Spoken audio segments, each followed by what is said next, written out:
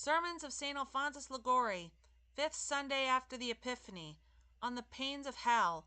Gather up first the cockle and bind into bundles to burn. Matthew 13:30. I shall first speak of the fire, which is the principal pain that torments the senses of the damned, and afterwards of the other pains of hell.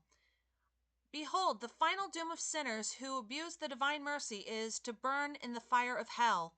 God threatens hell not to send us there, but to deliver us from that place of torments. Miniator Deus Gehennem, says St. Chrysostom, ut et Gehenna liberet, et infirmi ac debiles evitemus menas. Remember then, brethren, that God gives you today the opportunity of hearing this sermon, that you may be preserved from hell, that you may give up sin, which alone can lead you to hell. My brethren, it is certain and of faith that there is a hell. After judgment, the just shall enjoy the eternal glory of paradise, and sinners shall be condemned to suffer the everlasting chastisement reserved for them in hell. And these shall go into everlasting punishment, but the just into life everlasting. Matthew 25:46. Let us examine in what hell consists. It is what the rich glutton called it, a place of torments. In hoc locum tormentorum, Luke 16:28. It is a place of suffering where each of the senses and powers of the damned has its proper torment, and in which the torments of each person will be increased in proportion to the forbidden pleasures in which he indulged. As much as she hath glorified herself and lived in delicacies, so much torment and sorrow give ye to her. Apocalypse 18:7. In offending God, the sinner does two evils. He abandons God, the sovereign good, who is able to make him happy, and turns to creatures who are incapable of giving any real happiness to the soul. Of this injury which men commit against him, the Lord complains by his prophet Jeremiah. For my people have done two evils. They have forsaken me, the fountain of living waters, and have digged to themselves cisterns, broken cisterns that can hold no water. Jeremiah 2:13. Since then the sinner turns his back on God, he shall be tormented into hell by the pain arising from the loss of God, of which I shall speak on another occasion. And since in offending God he turns to creatures, he shall be justly tormented by the same creatures, and principally by fire. The vengeance on the flesh of the ungodly is fire and worms. Ecclesiastes 7:19. Fire and the remorse of conscience are the principal means by which God takes vengeance on the flesh of the wicked. Hence, in condemning the reprobate to hell, Jesus Christ commands them to go into eternal fire. Depart from me, ye cursed, into everlasting fire. Matthew 25:41. This fire, then, shall be one of the most cruel executioners of the damned. Even in this life, the pain of fire is the most terrible of all torments. But St. Augustine says that in comparison of the fire of hell, the fire of this earth is no more than a picture compared with the reality. In ciuis comparationem noster ignos depictus est. Anselm teaches that the fire of hell as far surpasses the fire of this world, as the fire of the real exceeds that of painted fire. The pain then produced by the fire of hell is far greater than that which is produced by our fire, because God has made the fire of this earth for the use of men, but he has created the fire of hell purposely for the chastisement of sinners, and therefore, as Tertullian says, he has made it a minister of his justice. Longe alias est ignis qui sui humano almsque Dei justitiae deservit. This avenging fire is always kept alive by the wrath of God. Fire is kindled in my rage. Jeremiah 15:14. And the rich man also died, and he was buried in hell. Luke 16:22. The damned are buried in the fire of hell, hence they have an abyss of fire below, an abyss of fire above, and an abyss of fire on every side. As a fish in the sea is surrounded by water, so the unhappy reprobate are encompassed by fire on every side. The sharpness of the pain of fire may be inferred from the circumstance that the rich glutton complained of no other torment. I am tormented in this flame. The prophet Isaiah says that the Lord will punish the guilt of sinners with a spirit of fire, that the Lord shall wash away the filth of the daughters of Sion by the spirit of burning. Isaiah 4:4. The spirit of burning is the pure essence of fire. All spirits or essences, though taken from simple herbs or flowers, are so penetrating that they reach the very bones. Such is the fire of hell. Its activity is so great that a single spark of it would be sufficient to melt a mountain of bronze. The disciple relates that a damned person who appeared to a religious dipped his hand into a vessel of water. The religious placed in the vessel a candlestick of bronze, which was instantly dissolved. This fire shall torment the damned not only externally, but also internally. It will burn the bowels, the heart, the brains, the blood within the veins, and the marrow within the bones. The skin of the damned shall be like a cauldron, in which their bowels, their flesh, and their bones shall be burned. David says that the bodies of the damned shall be like so many furnaces of fire. They shall make them as an oven of fire in the time of thy anger. Psalm 20:10. O God, certain sinners cannot bear to walk under a strong sun, or to remain before a large fire in a closed room. They cannot endure a spark from a candle, and they fear not the fire of hell, which, according to the prophet Isaiah, not only burns, but devours the unhappy damned? Which of you can dwell with devouring fire? Isaiah 33:14. As a lion devours lamb, so the fire of hell devours the reprobate, but it devours without destroying life, and thus tortures them with a continual death. Continue, says St. Peter Damian, to the sinner who indulges in impurity, continue to satisfy your flesh. A day will come, or rather an eternal night, when your impurities, like pitch, shall nourish a fire within your very bowels. Venit dies imo nox, quando libido tua veritetur impicem, quasi nutriet perpetuos ignis inversibios tuis. And according to St. Cyprian, the impurities of the wicked shall boil in the very fat which will issue from their accursed bodies. St. Jerome teaches that in this fire sinners shall suffer not only the pain of the fire, but also the pains which men endure on this earth. In uno ine omnia supplicia sentiet in infero peccatoris. How manifold are the pains to which men are subject in this life. Pains in the sides, pains in the head, pains in the loins, pains in the bowels. All these together torture the damned. The fire itself will bring with it the pain of darkness, for by its smoke it will, according to St. John, produce a storm of darkness that shall blind the damned, to whom the storm of darkness is reserved forever. St. Jude 13.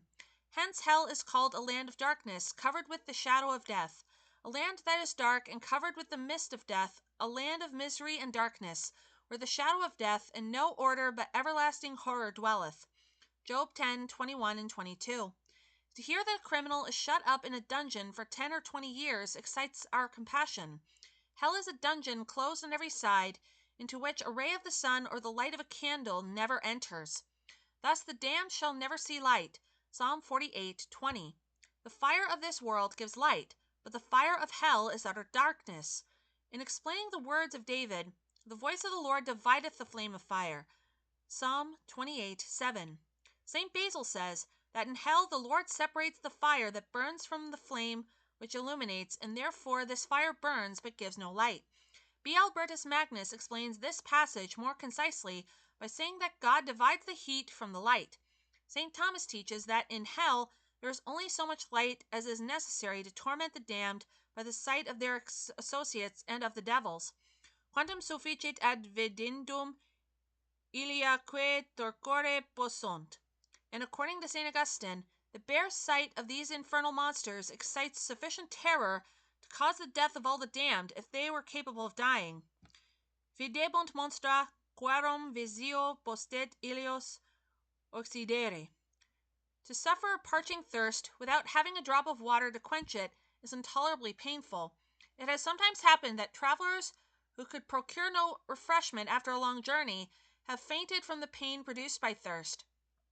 So great is the thirst of the damned that if one of them were offered all the water of this earth, he would exclaim, "All this water is not sufficient to extinguish the burning thirst which I endure.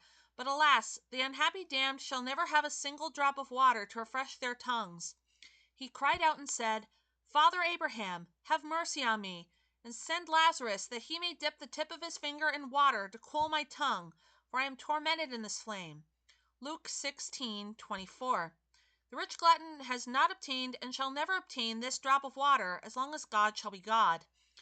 The reprobate shall be likewise tormented by the stench which pervades hell. This stench shall arise from the very bodies of the damned. out of their carcasses shall arise a stink. Isaiah 34:3. The bodies of the damned are called carcasses, not because they are dead, for they are living and shall be forever alive to pain, but on account of the stench which they exhale. Would it not be very painful to be shut up in a closed room with a fetid corpse? St. Bonaventure says that if the body of one of the damned were placed in the earth, it would by its stench be sufficient to cause the death of all men. How intolerable, then, must it be to live forever in the dungeons of hell, in the midst of the immense multitudes of the damned. Some foolish worldlings say, if I go to hell, I shall not be there alone. Miserable fools! Do you not see that the greater the number of your companions, the more insufferable shall be your torments? There, says St. Thomas, the society of the reprobate shall cause an increase and not a diminution of misery. The society of the reprobate augments their misery, because each of the damned is a source of suffering to all the others. Hence, the greater their number, the more they shall mutually torment each other. And the people, says the prophet Isaiah, shall be ashes after a fire, as a bundle of thorns they shall be burnt with fire. Isaiah 33:12. Placed in the midst of the furnace of hell, the damned are like so many grains reduced to ashes by that abyss of fire, and like so many thorns tied together and wounding each other.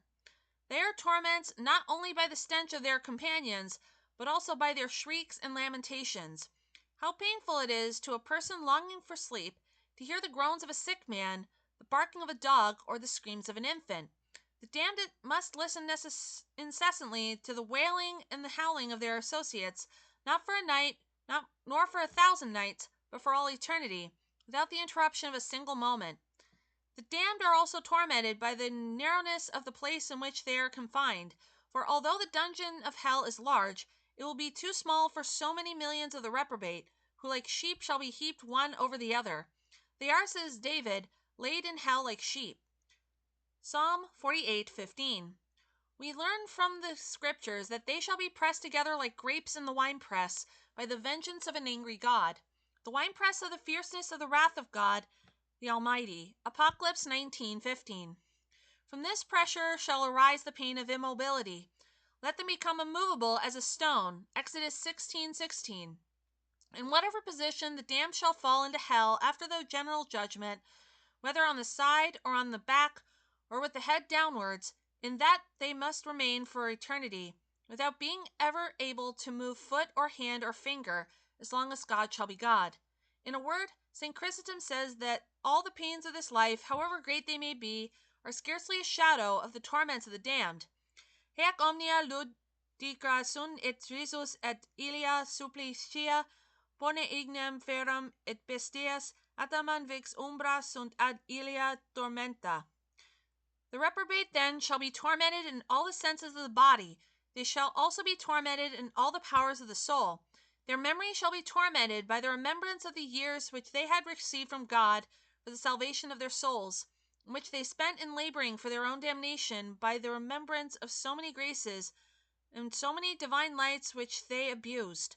Their understanding shall be tormented by the knowledge of the great happiness which they forfeited in losing their souls, heaven, and God.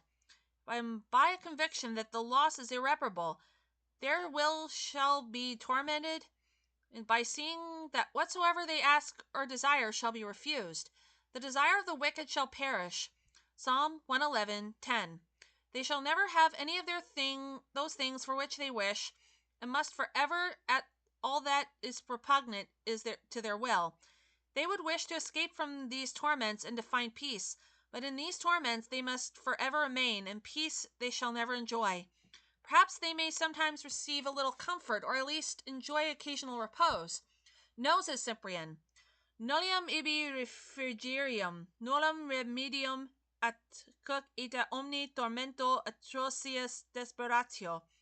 In this life, how great soever may be the tribulations which we suffer, there is always some relief or interruption. The damned must remain forever in a pit of fire, always in torture, always weeping, without ever enjoying a moment's repose. But perhaps there is some one to pity their sufferings.